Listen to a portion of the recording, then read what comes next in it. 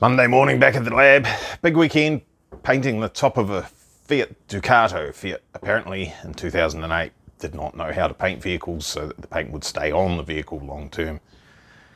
Hey, no evidence of all of painting white things in the workshop over the weekend. Big boxes there. Big boxes. And not so big here until you put your hand there and you think, that's actually a reasonable size box. And then you see the size of the brake pads and you think,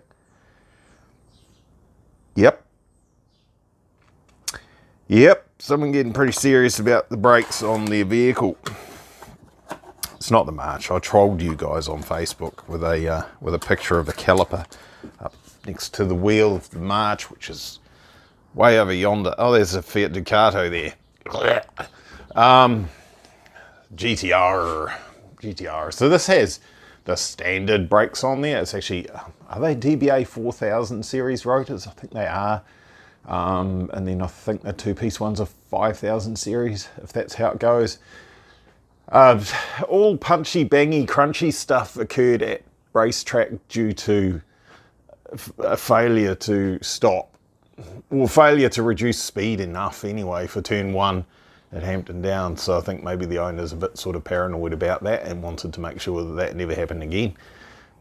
Or he made good efforts to make sure that didn't happen again. So the wheels were replaced. I'm not sure why. I think the original wheels would have, well, it's just looks. It must be just looks, because the original wheels would have cleared these new brakes that he's got anyway. So let's have a look at those. Here's some adapters. Caliper adapters. Again, these are made by, I don't know, someone here in New Zealand. Race Brakes organised all this, which have been bought out by Allport's. Neil Allport Motorsport, or whatever he's calling himself these days. It's another one of those. There's a funny little notchy thing out of there. They've made a few of these kits, so apparently they know how to make sure it works. It better bloody work, because I'll be real grumpy if I go to fit all this stuff and it doesn't fit. Yeah, need two hands. Lots of environmentally unfriendly packaging, and a freaking huge caliper, which is quite light. Finger and thumb. Yeah, just pick that up with finger and thumb. Now, I'm not seeing any pins. There are pins that hold the brake pads. Where are those pins? Oh yeah.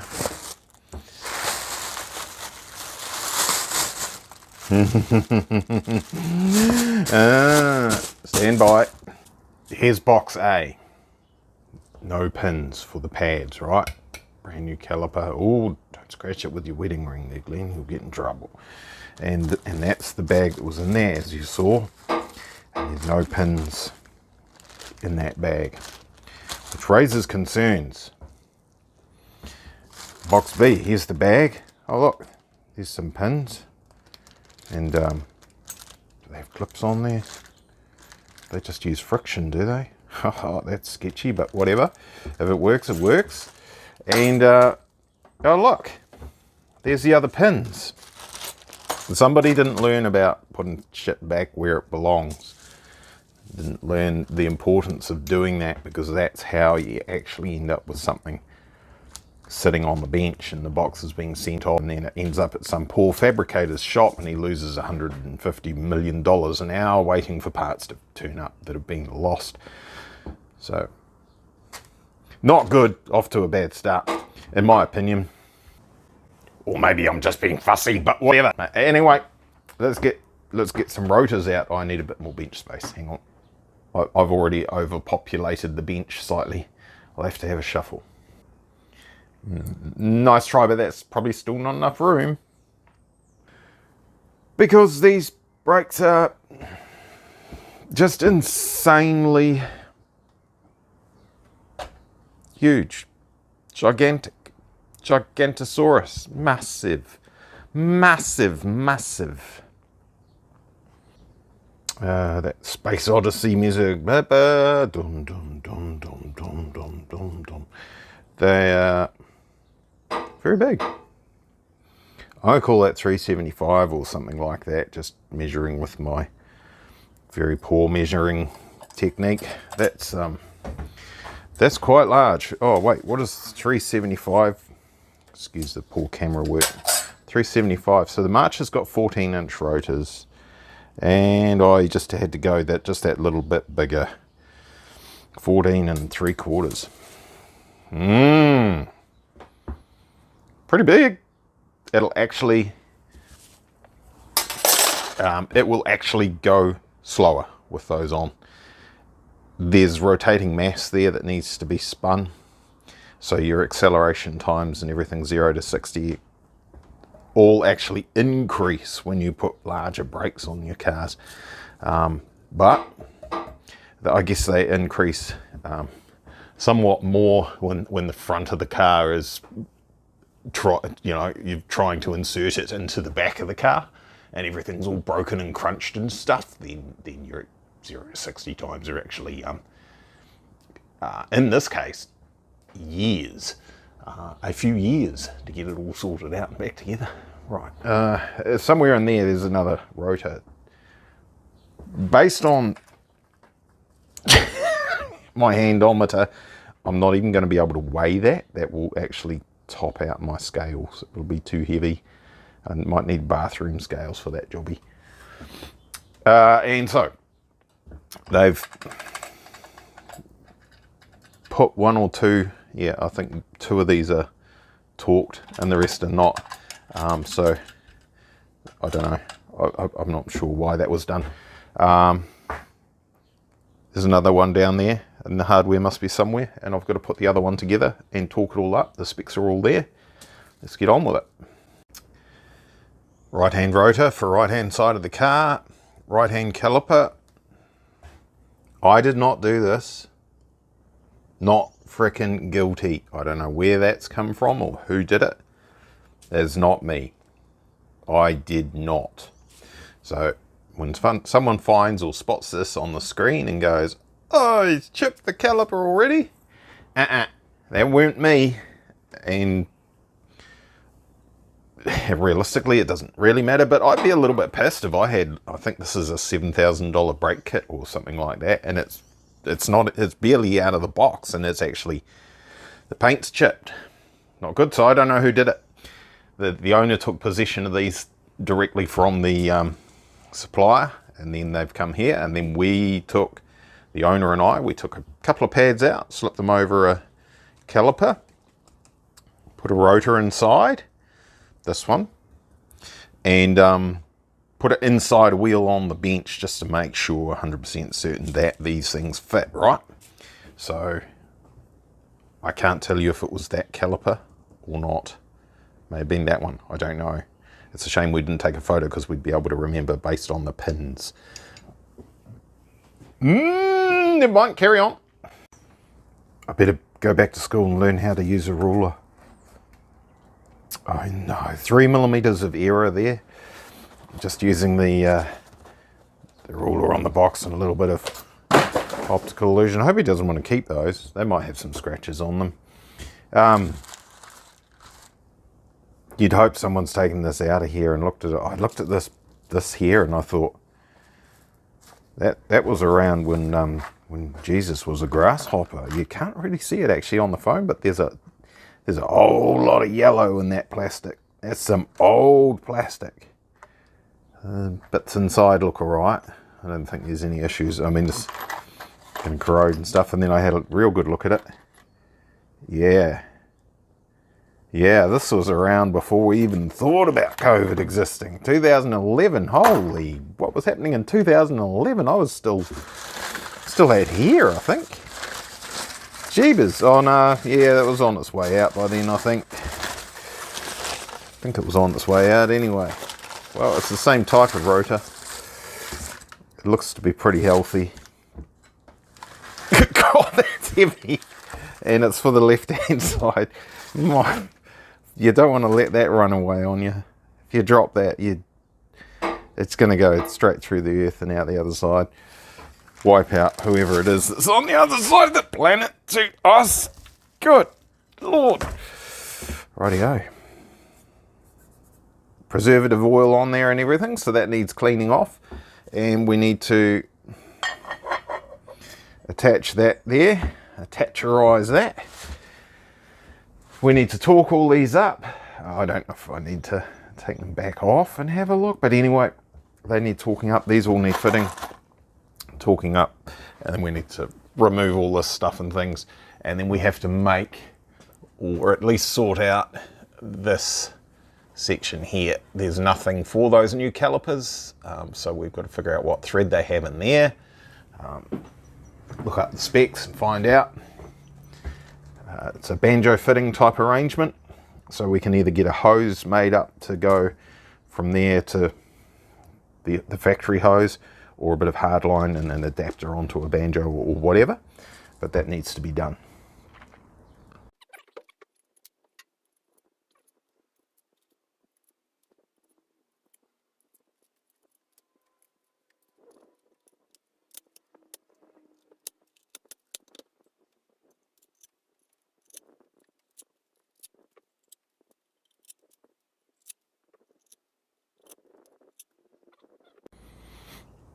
So those are all in there like that. Ta-da! Just banner for that side there. Ta-da! Torque wrench set to 6.5 Newton meters. We need to put all those nuts on there, and we need to torque them, pre-torque them.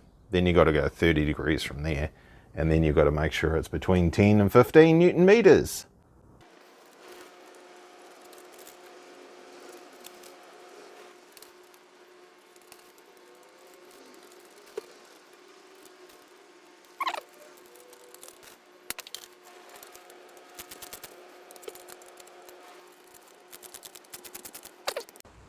All right, both of those done. This is the one that was out of the wrapping. That's the one that was still in. As you can see, it doesn't take long for the acids in your pores to start causing corrosion, rust on the surfaces. So obviously that needs cleaning. That's had many fingerprints all over it. The owner and I the other day, a couple of days, 3 days ago or whatever it was, plus whoever pre-assembled all this. It doesn't hurt to put something on there to stop that. If this sat in the box for 6 months and you took it out, it would actually be damaged. A little bit of use would take care of it pretty quickly, but you know, if you want to be fussy and you want it to look new when you put it on your car, that doesn't look new anymore. That still does. So that's all done. They are, aside from cleaning, ready to go onto the car. These are ready for the pads to go in. You've got to put pads on before you put the pads in before you put the calipers onto the rotors anyway, so there's no sense in mounting this all up and then taking them back off. And then, so let's put the pads in there and get all this off. There's a few things to do before we do that, and get that new stuff on there. Paddy thingies and squeezy bits are these brackets here, or clips, anti-rattle clips or brackets. There's an arrow on them. Could be direction of rotation of the rotor. Could also be this way up. And those are two different things. This one is the, I'm not going to try and pick it up actually. This is the front right caliper and the rotor goes that way, and this way is up because that's where the bleeders are. And so you can't know, it doesn't say. Could be laser etched into here. They've got a part number on the back. It doesn't say either way. So rang Mr. Allport from Neil Allport Motorsport, borrowed his brain for 2 seconds, and he gave me the answer, and that is correct. That's the right way around. So these things are ready to go on. Yay. Next thing you need is a clean workstation. I'll do that.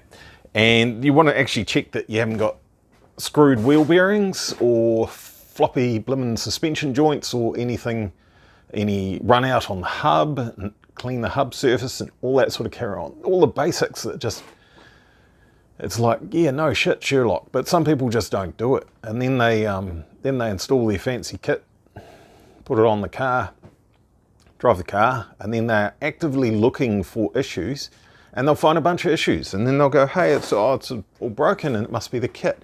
But there was actually issues there on the vehicle in the first place that they didn't look for because they just got used to it and didn't go looking for problems.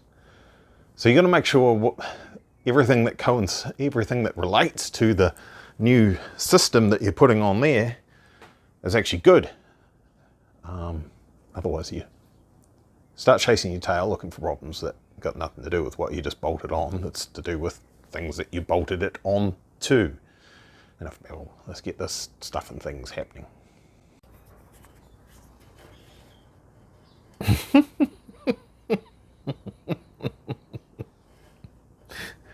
Your fella's hose doesn't fit, bro. That's not right. I was talking about maybe make a new one of these, or a new hose, short little hose, just to get us this far, but seeing as we've got, I don't know what going on here, I'm just going to start there and make a hose that goes all the way through. We'll suss that out in a minute. Nothing else terribly dodgy to see here apart from a bit of rust and stuff, but yeah, anyway, we'll carry on. All right, old stuff out of the way.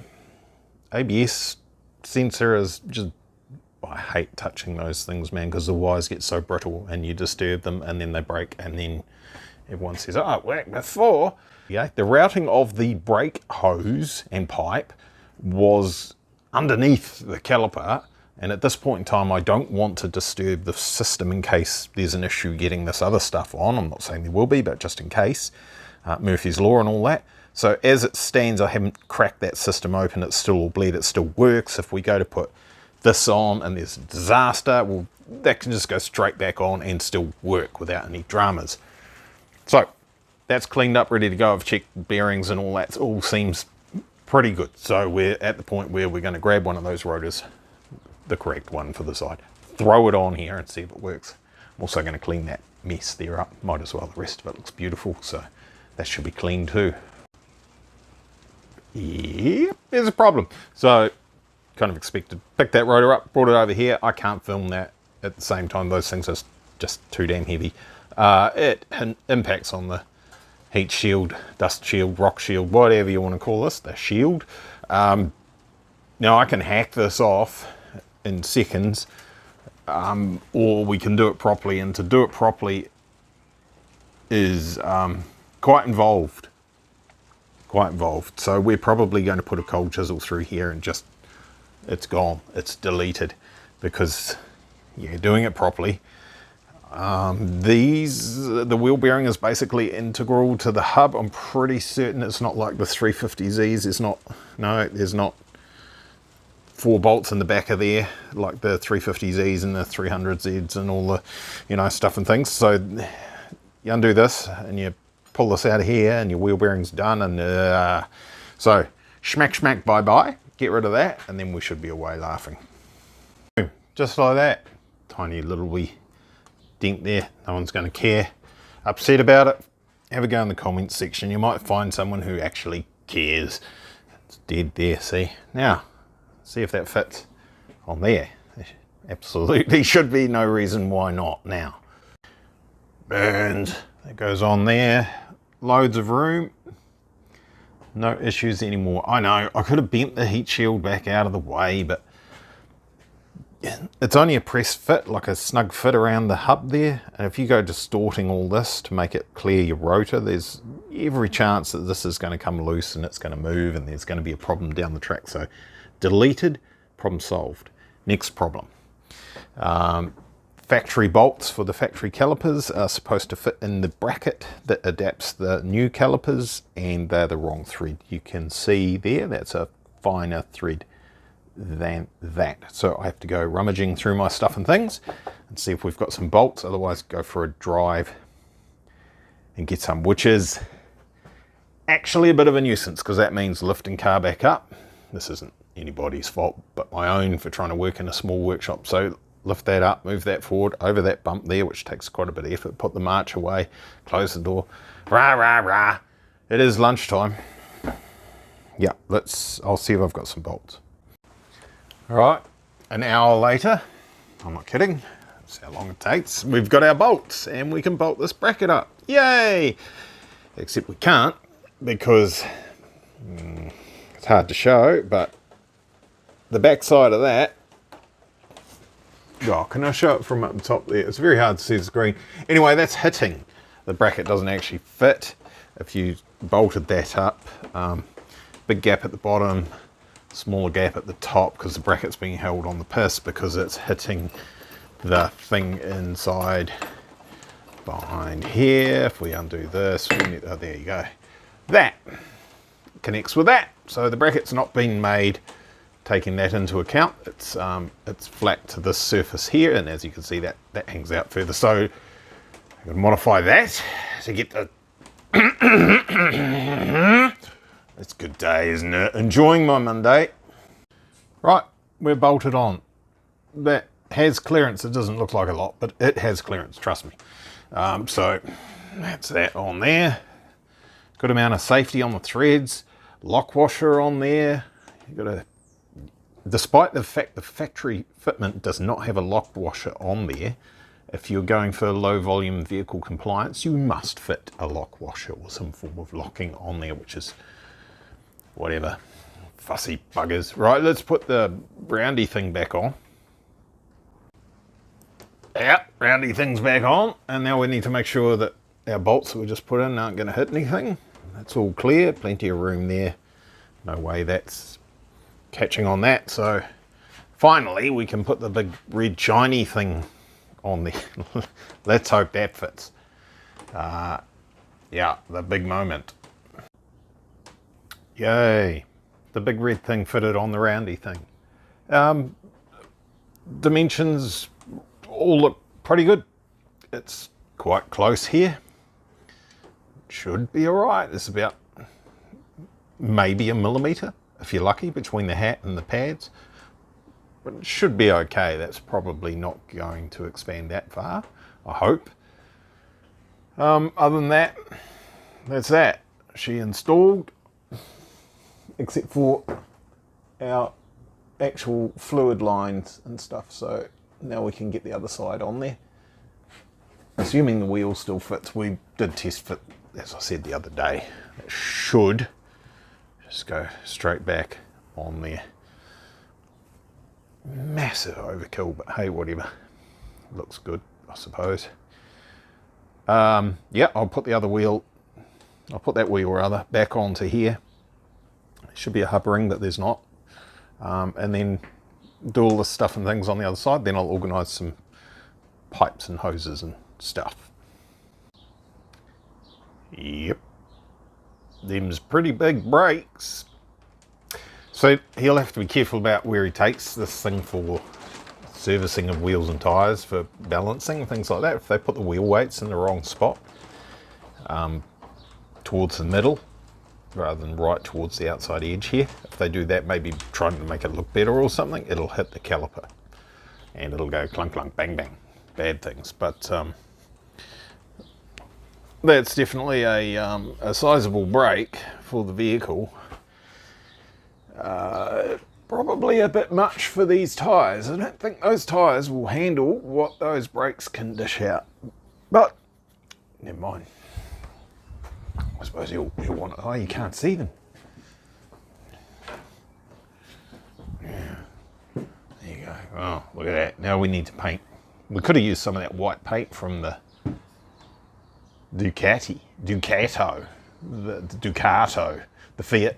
We could have used some of the white paint from the Fiat, and white is white, right? There's only 50 million shades of white. Even that's a different white to that. But it would have been white. We could have made that. We've still got some wet paint. There's some left over. See? Oh. Should I just get a brush? Brush paint? Yeah, let's do that. He won't mind. Right, let's get the other side on there. Then there's a blow-off valve to sort out. And then there's some under trays to go under here. And there's the plumbing and all that sort of, there's heaps to do. There you go. Both of them on. See? Done. Except for the plumbing.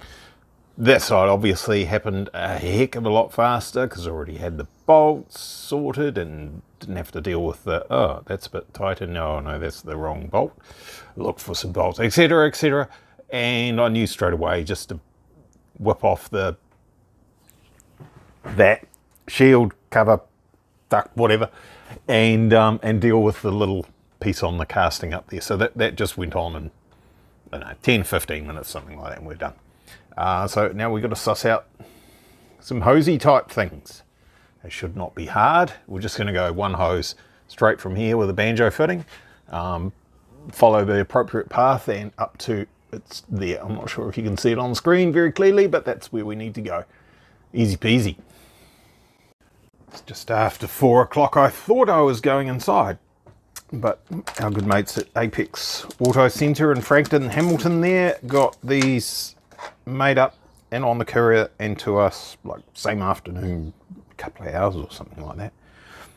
I really hope those 10 by 1 on the chassis, the pipes that go into there, because that's what I told them they were. If they're not, my bad. And we got some 10 by 1 banjos for the other end and a little bit of a bend on those to make sure they don't bottom out and they seal properly. They should all go into the car right now. Let's give it a go.